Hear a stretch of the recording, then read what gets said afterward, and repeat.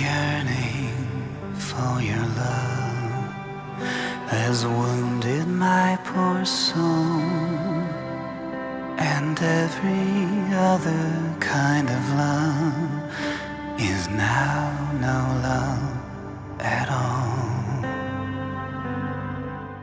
I was invited to be a part of this docudrama about Elder Joseph the Hesychist.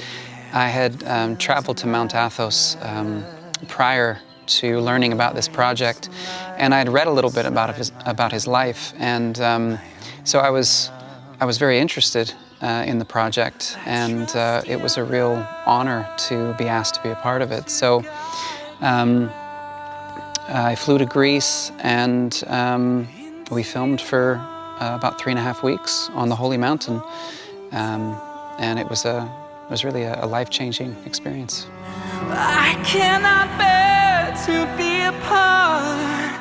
I am ablaze with your sweet love, my God.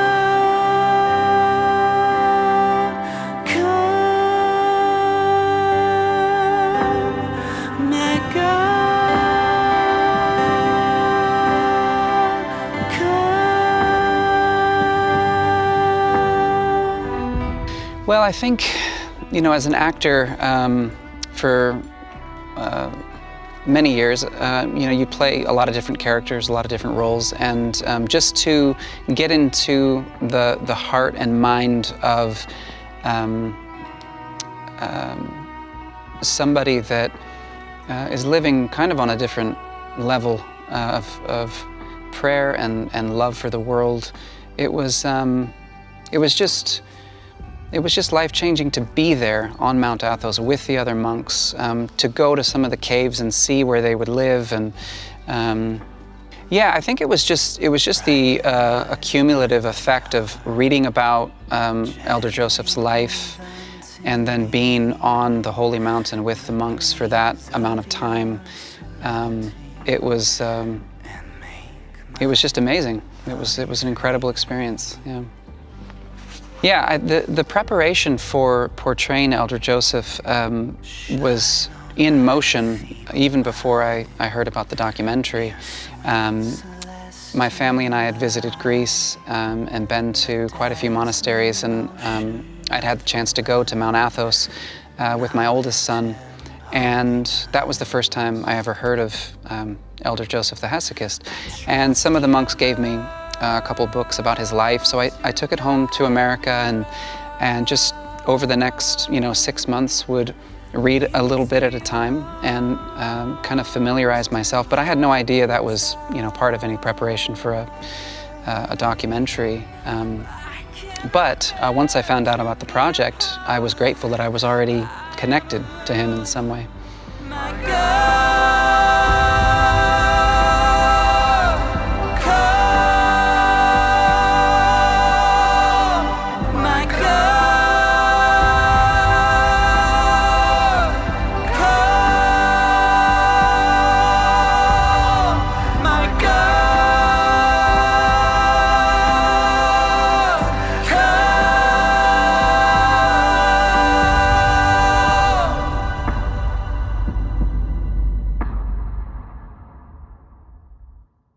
I suppose what stood out to me the most researching his life was the amount of courage that he had.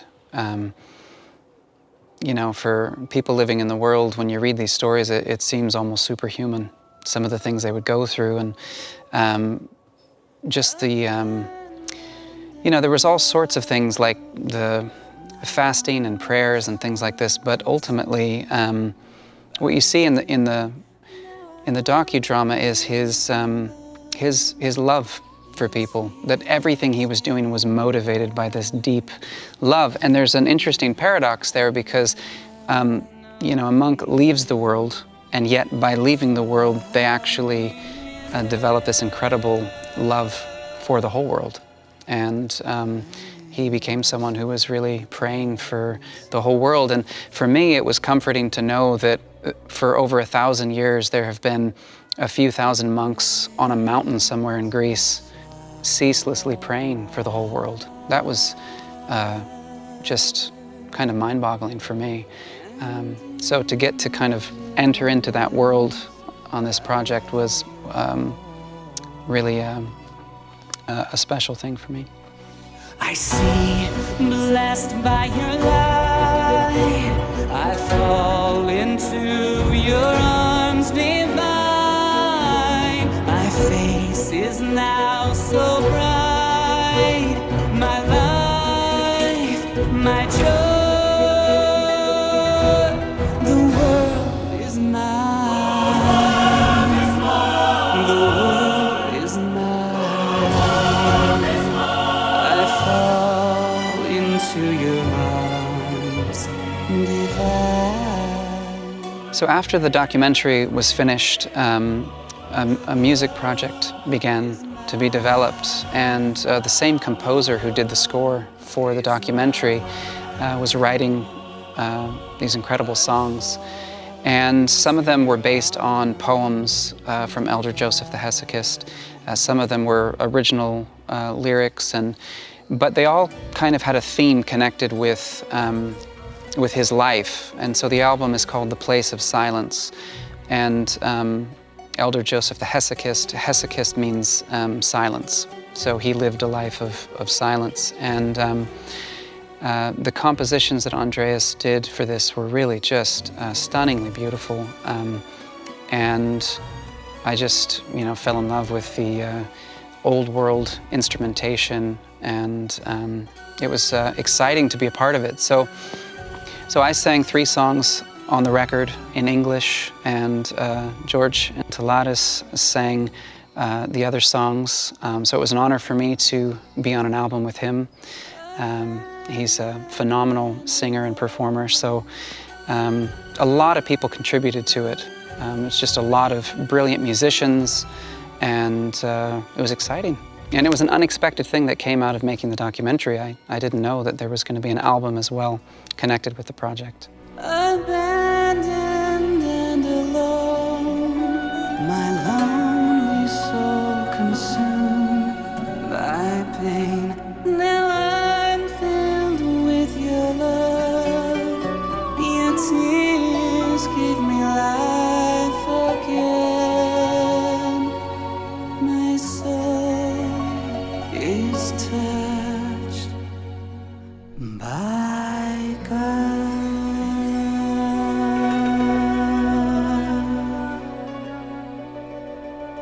The music plays a huge role in the life of a monastic, because so much of their life is chanting and singing, prayers and psalms and things like this. So they spend, somewhere between 9 and 14 hours a day in services, in prayers. It's just really quite something. So, and even a hermit, a monk who's living by himself in a cave would still be chanting and singing all the time.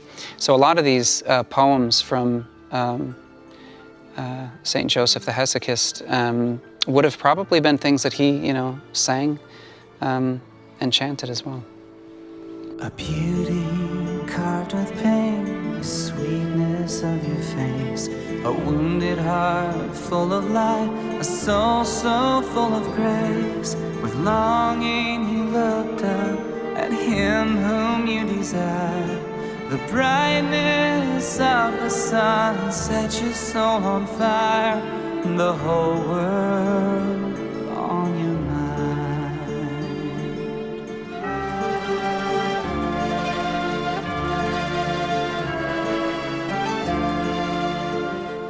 So the song that we're doing the music video for today is Great Hours, and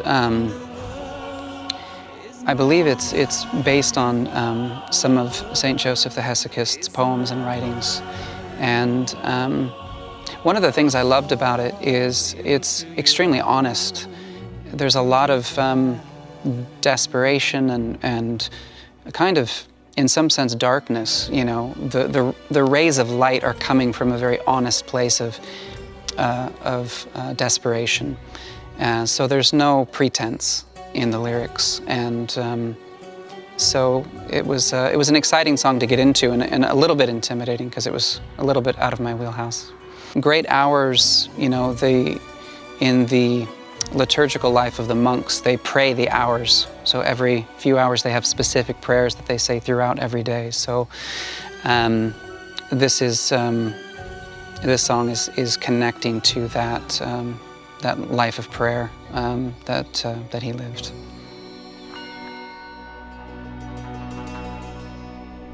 Abandoned and alone, my lonely soul consumed by pain. Now I'm filled with your love. Your tears give me life again. My soul is touched by God.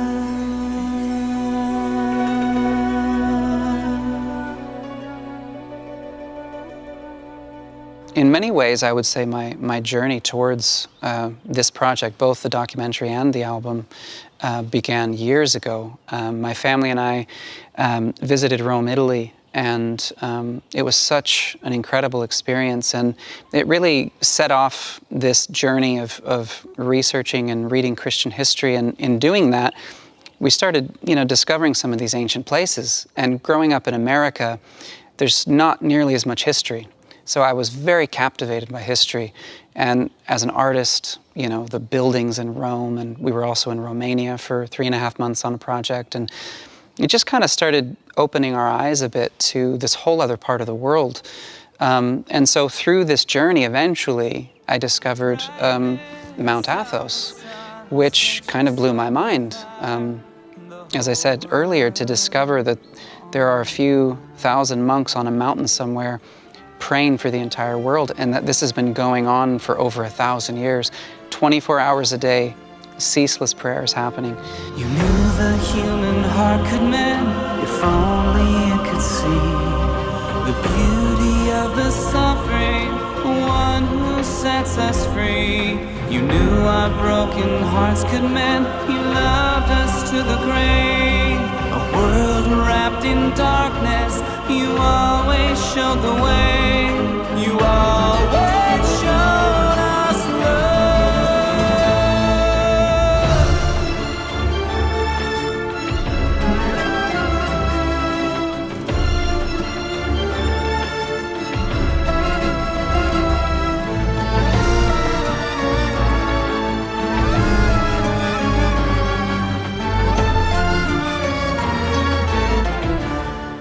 No, it was I guess, a bit shocking in a beautiful way and inspiring to read about the Holy Mountain, because I was in Los Angeles at the time. I was working on a show.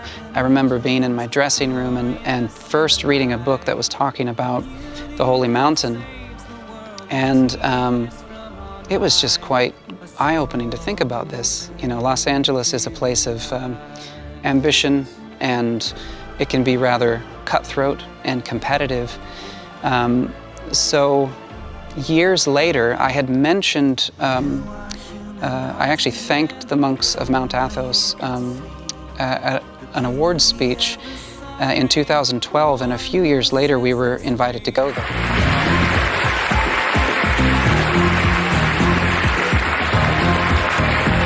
This marks the second year on the road that Jonathan has won the Emmy for Outstanding Supporting Actor in a Drama, and it brings his Emmy total to 5. Wow, thank you so much. Wow, it doesn't get any easier. It's been 19 years since I started as Lucky Spencer, and I feel just about the same as I did when I was 11 years old. First of all, I have to give glory and honor to the Father, Son, and Holy Spirit for grace and for mercy, which I am in great need of. This is a testament to Anthony Geary and his humility and his love and graciousness towards me. I want to thank Rebecca Herbst, all the actors of General Hospital, the directors, Jill Farron-Phelps, Bob Guza, my wife Elisa, my children Caleb, Adora, and Titus, my parents, my brother and sister, I just have so many people to thank. My godfather, Gary Hart. It's an incredible thing that we do, putting 60 to 80 pages a day on the air. It's insane. And I'm humbled to be here. So thank you all very much. Thank you to the Academy. And also thank you to all the monks on Mount Athos who are ceaselessly praying for the life of the world. Thank you. You knew our broken hearts could mend. You loved us to the grave. A world wrapped in darkness. You always showed the way. You always showed us love.